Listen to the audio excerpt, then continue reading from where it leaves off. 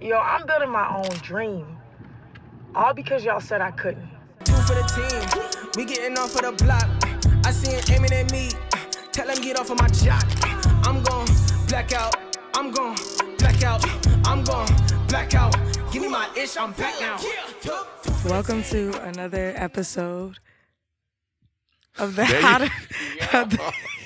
E, chill out. This episode 7.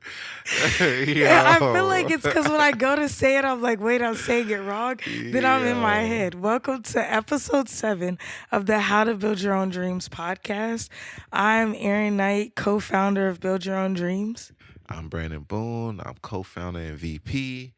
And as you can see, if you tuned into the last episode, we're in Austin, Texas, where I currently reside. We had a very eventful past weekend.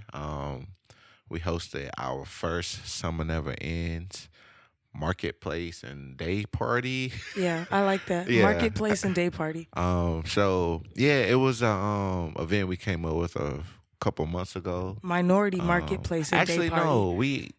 Hold on, no. So let's rewind. Let's give the whole story. I used to do a block party here, me and my team here in Austin, pre-pandemic, called Bring Back the Block Party.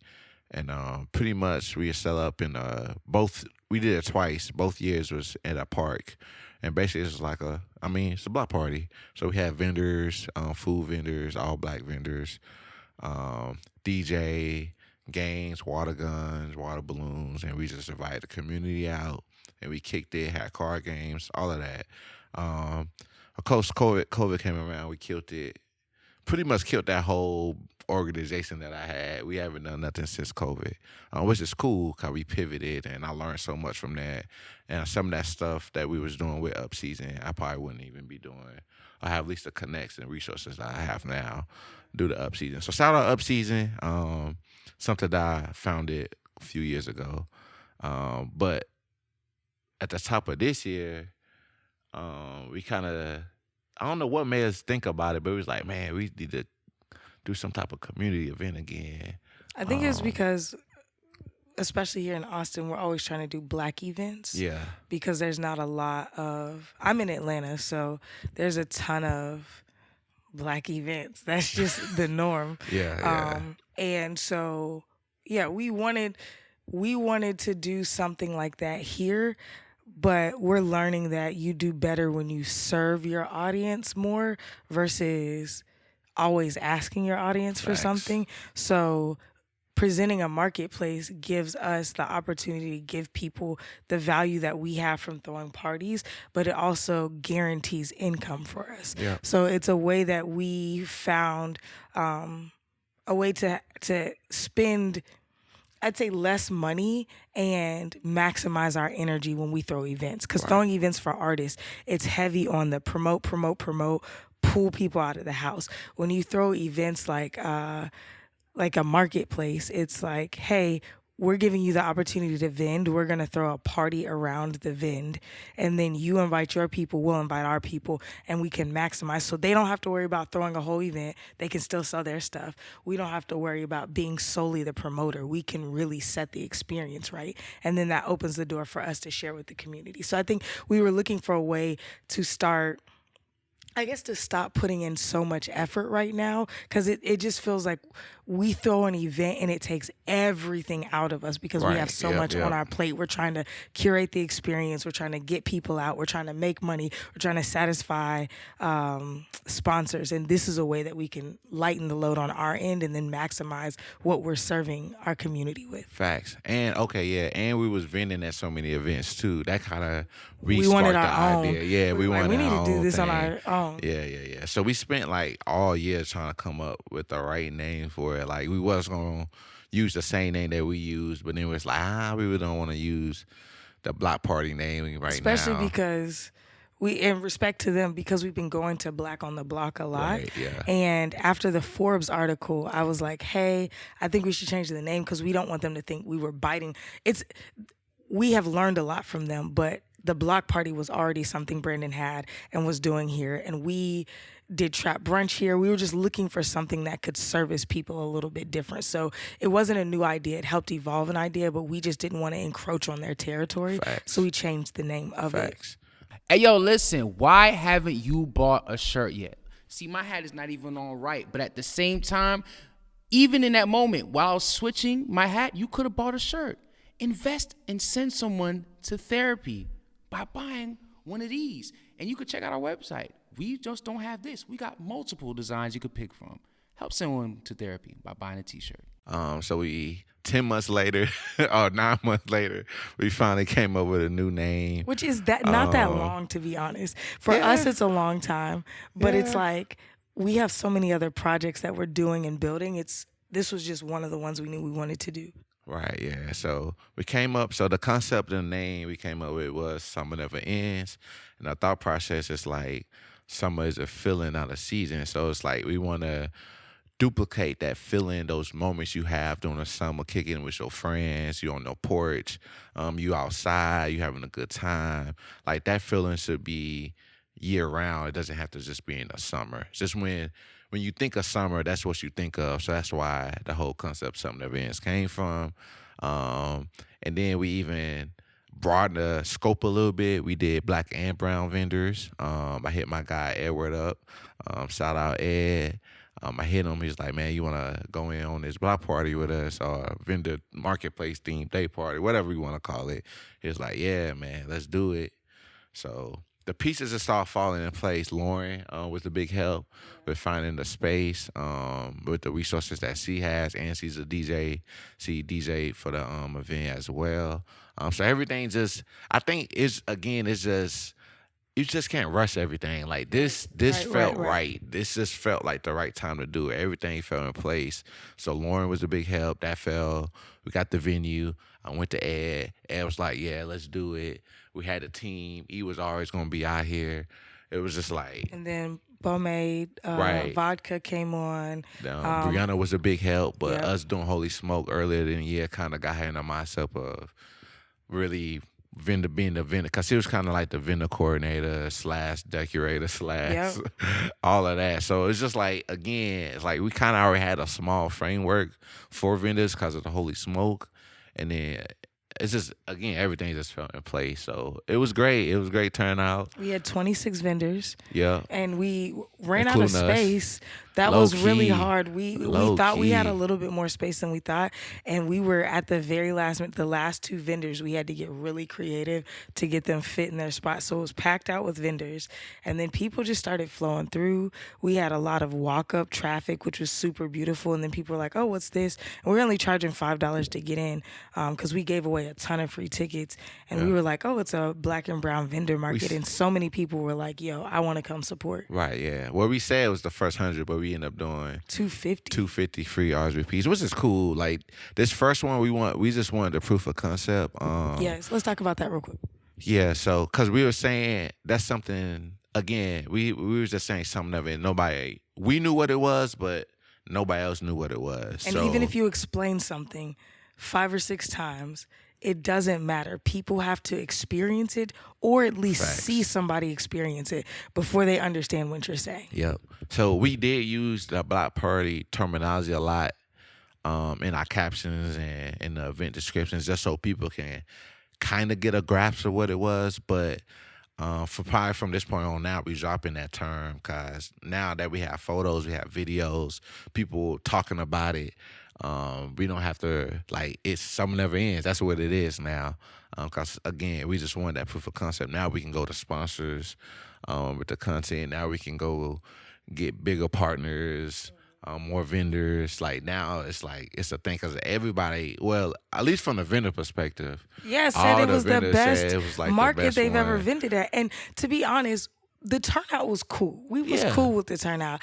I think we wanted more people to stay longer. So we were kind of like, I wonder how everybody did. And everybody was like, this is the best market Right, we've ever vended yeah. at. So I was like, okay. Everybody kept coming up to it. Even the people, the attendees was like, hey, dope event.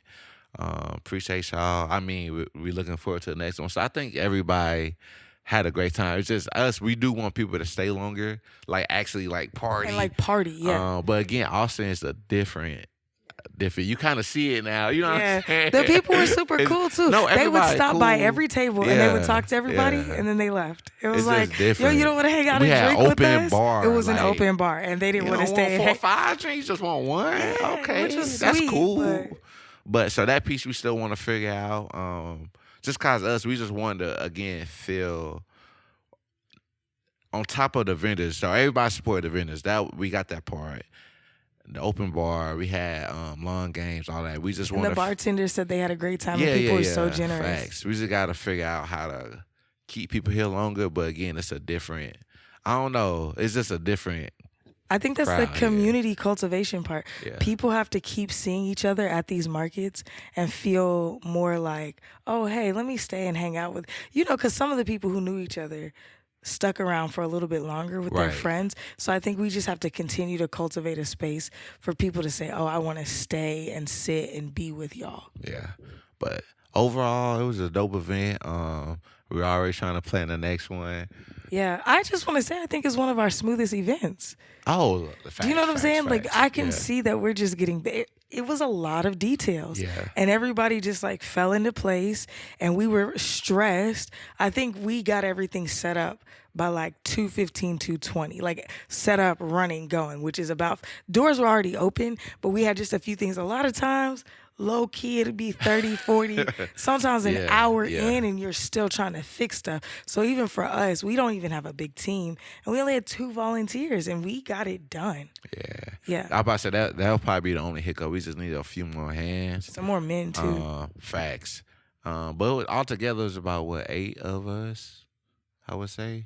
Me, you, give or Ye, take. Bree, Lauren, even Rich Shalika helped came a out. little later, Shalika, what's his name? Darnell helped a little bit in And the then beginning. who's the young boy who was in the Oh, Kyrie. Shout out Kyrie, yeah, man. Kyrie was there the He whole came time through the helping. clutch, yeah. Shout out to That was Kyrie. clutch. But yeah, I mean, dope event. We outside. Yeah. Dream tour is still going on. Yeah, we're at 100 shirts now. Yeah. Well, we've A little sold bit some over online, probably, yeah. so we're probably at 110, and we're gonna date it again. Today's October 5th, Yeah. so we have to hustle because we have essentially 2.5 months to sell 900 more almost shirts. 900 shirts. The thing is, I believe it. We just have to, our tactics have to evolve. Right. We have to think about, because we were thinking we were going to sell more at these events, and then those more would produce the social currency of people taking pictures and showing their shirt. Then when they do that, we post it, then more people buy online. It's not quite happening Right, like that. yeah. So We we gotta have to, pivot. we got to augment a little bit. We're going to make it, but we've already been discussing some things, but we have some meetings before I leave, and we're going to figure out how we're going to fix it. But just an update, is October 5th, we're just over 100 shirts. So we have 890 something shirts to sell. We gonna do it. Yeah, for sure. Bet. Shaq and Penny. Yay. Y'all not ready for that. You know what I'm saying? I think that's, I don't know. You want to hit on another point? I think we should save it for next episode. About the team. Yeah. Yeah, I'm cool with that. I feel like this was Hey. good. Okay. Is there anything else we could teach people from Summer Never Ends? I don't think so. Be organized. Brandon is very organized, yeah. and so is Bree, and so everything we knew what we needed. So even when stuff started breaking down, it was fixed, it was fine because we were following a system. And do good business too. Let's just do Facts. good business, y'all. Repeat. Just like Treat people right. Yeah, like some of the people I hit up to help, like promo and stuff, like I haven't talked to in a while, but I strive on doing good business and like having a good like Rapport. Yeah, rapport, especially with my name. So the people I hit up was like, cool, yeah, I'm on board. Like even Edward, like we talk not as much as we used to because we don't work together as much, but he was like, again, it was like, yeah, man, pull up. I pulled up. We talked about it, and it was a done deal because he knows that anything I do it's at least gonna be good business. It might not turn out well, or we may have hiccups or whatever, but I'm gonna do good business. So And even when he pulled up, he was like, "Okay, next time we're gonna do this, and this." Right, yeah, He was yeah. hyped because he wasn't even really a part of any planning meetings.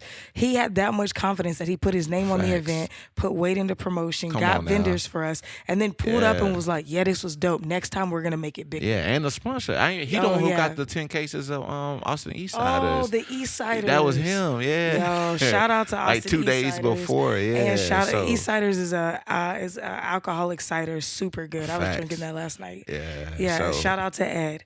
Ed is the dude. He's good. Yeah. So just no matter what you do, just do good business.